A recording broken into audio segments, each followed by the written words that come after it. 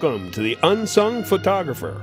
Hi guys, Bob Kearns, the Unsung Photographer, and I got a question from a follower that I thought was pretty relevant and one that we've all had at one time or another. If we're going to start a hobby, or we have an art form we're interested in, or something we want to kick off and get into, what are the basic things we need to get started doing whatever? And the question, as it was brought to me, was very simple. What kind of camera do I need to get into photography? And I said, well, wow, that can either be a very complicated question or kind of a straightforward, simple one. So we're going to go to the simple side, and I'm going to tell you this.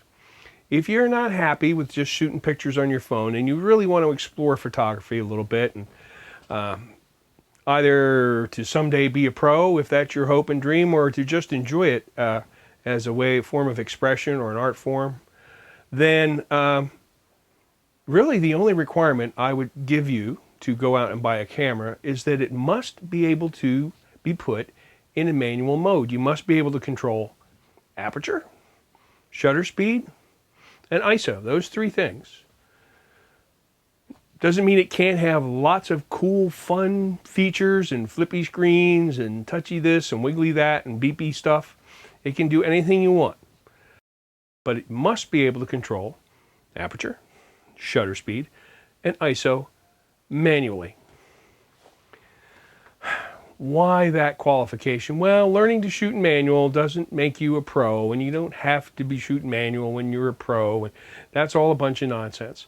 But the fact of the matter is that computer controls can make things very complicated, and when you have a problem or something's going on you don't understand, it can kind of obscure the reasons. If you can shoot in manual, then you've only got three things to worry about. Guess what they are? Aperture, shutter speed, and ISO.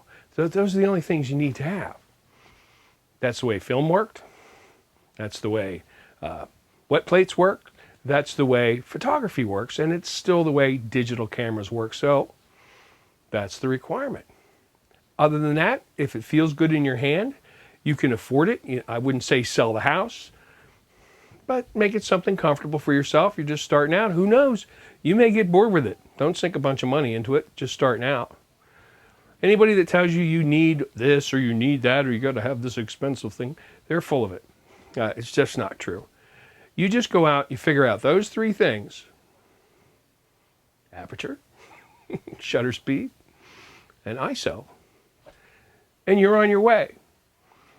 Then figure out what you want to put in the frame. Learn about composition, study the art form, maybe look at a little history. You're on your way, you're going to have a good time. So, thanks everybody, and I'll talk to you next time around. Later.